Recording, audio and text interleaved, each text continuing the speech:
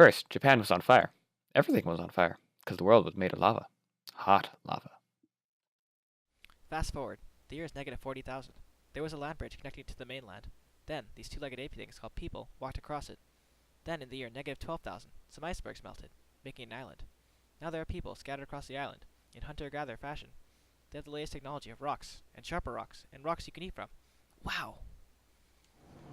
Fast forward to negative 500 BCE, and people from the not Japan area have installed a new update for the Game of Life, the Bronze Age. Wow, bronze. That's like a medal. Also, thanks to the Bronze Age update, they figured out how to make what we call in modern times crazy good rice farms. Since the Earth servers for the Game of Life are pretty much pay to win, the rich people, who bought the rice to get to be kings, and everyone else has to be a servant. Game of Life has been pay to win since its initial release with the Big Bang, and despite numerous complaints, there have been no word from the developers on any changes. Over time, the rice farming kingdoms flourished and took over most of Japan. Then in year 593, some prince named Shotoku really liked Buddhism. Well, what is Buddhism, you ask? Well, you know what? Just sit down, I can tell you. It is a religion based on a guy who sat under a tree for so long he gained enlightenment, and he could deal with the fact that we were all just dying inside, very slowly. The prince, in an annoying fanboy manner, asked the nation if they liked Buddhism. Everybody said no. And so, it was put into power, and all the rules and laws alongside it. Seeing the success of their neighboring server in China, the players in the Japanese server reformed their government by copying and pasting the China's government. Hi China, said Japan.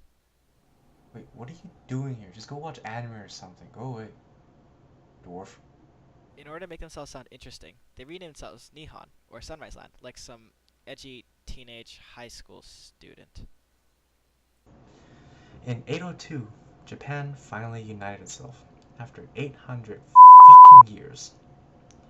Then, an influential free-to-play monk got fed up with the current religion and demanded the devs give him another, cooler one.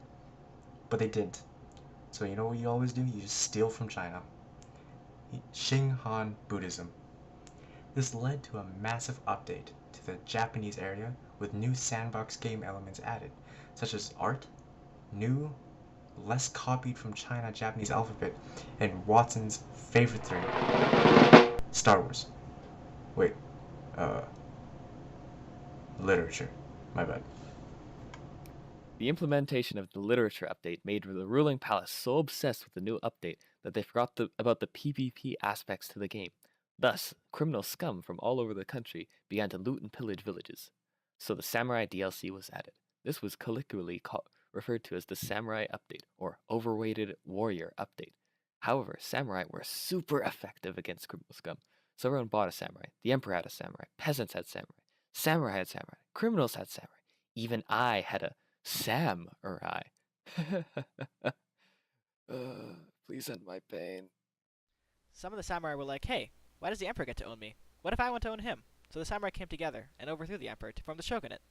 The emperor looked at the samurai and thought, darn, those people are strong. Man, I really hate those guys. If there was only some way for a man like me, of incredible God-given status, such as myself, to have influence over other people.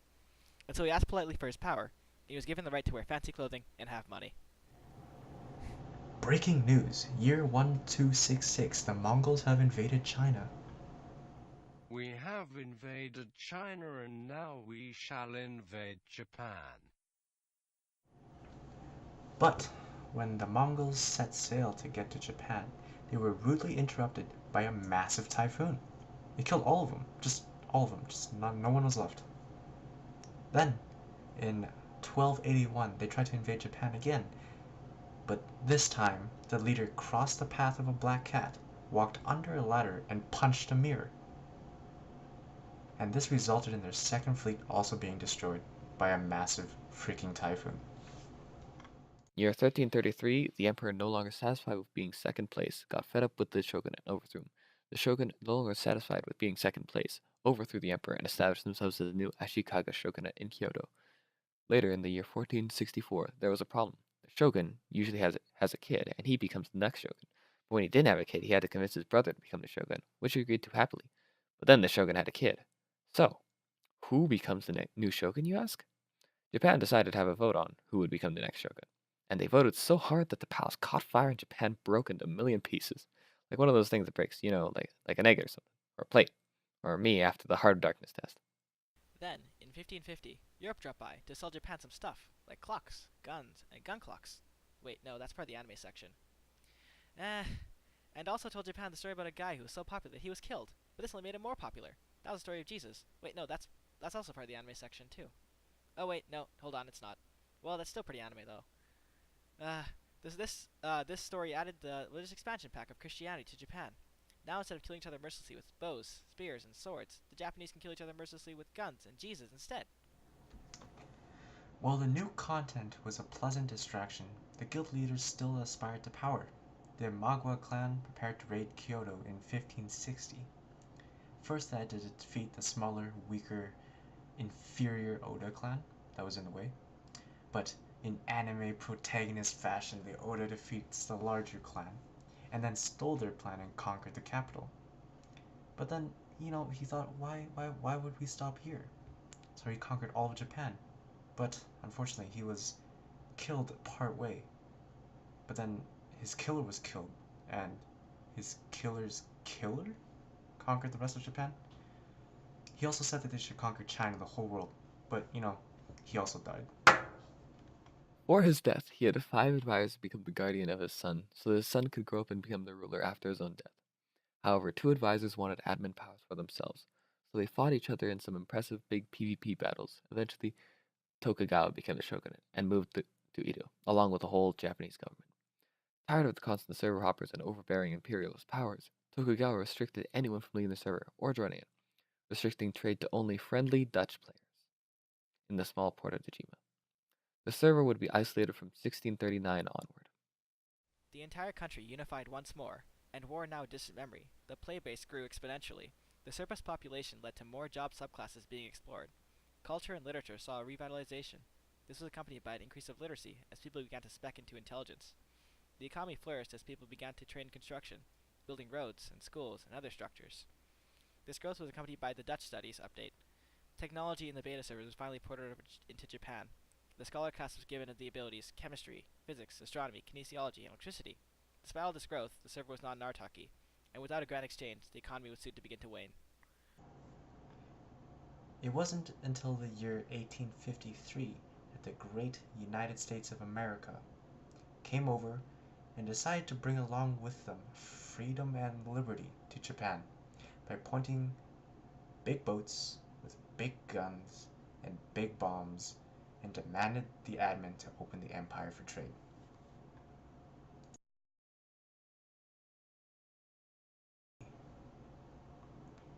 And so, with no option left to them, they opened up for trade. With the help of the British, 2 states overthrew the shogunate and instated Emperor Meiji as the new leader of the Japanese. With this, they remodeled almost everything to become similar to the Western servers. Westernized constitutions, westernized armies, westernized architecture, westernized technology, and every Westerner's favorite activity, conquering the whole world. All this British influence culminated in Japan's desire to raid other servers. In the 1894 year, they took Korea from its previous captives, China. Next, they moved on to the Liaodong Peninsula. All was well and good for Japan, except they were not the only raiders in the bloc. Rambling Russians rushed in the rain to establish a railroad through the peninsula, which they did despite the Japanese claim to the territory. Japan was a child in the international scene and was not confident in their ability to take on Russia. The United Kingdom, however, was also worried of the Russians. Hello, Russo-Japan War. Surely this puny Asian country would lose. Psych, I got you there. Japan actually won. Those crazy motherfuckers. Japan and the United Kingdom were now good friends, but the United Kingdom was worried. Japan was hungry. The United Kingdom was mad at Germany for hurting Belgium. Germany was mad at Belgium because they got in the way of France. Germany was mad at France because France was friends with Russia. Germany was mad at Russia because Russia supported Serbia. Serbia was mad at Austria because they beat them up once and the Archduke made them remember that they were sad. Dang, thought the UK, if only I had an ally capable of fighting against Germany for potential land and political gain.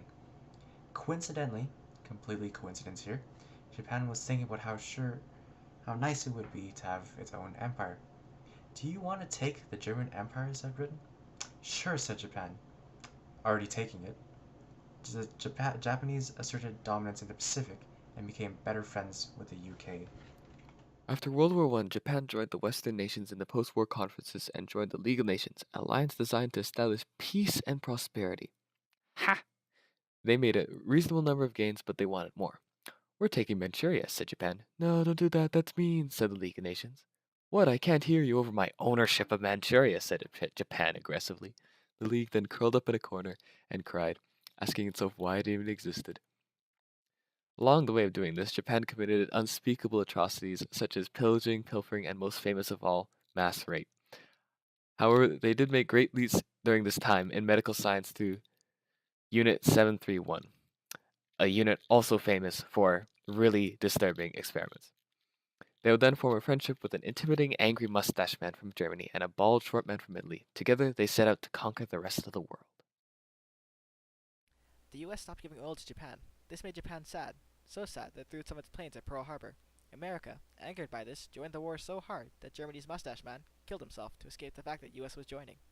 The US, also at the time, was developing a superweapon. Still angry at Japan, they threw some of the superweapon at Japan.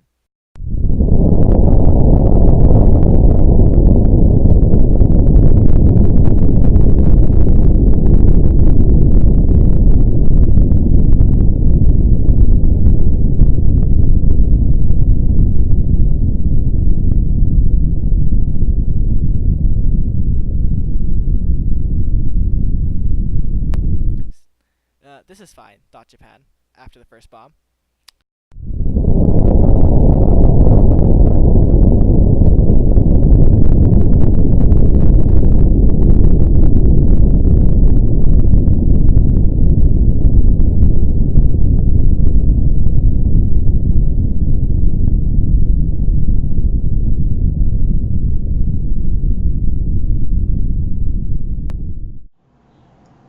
This is not fine.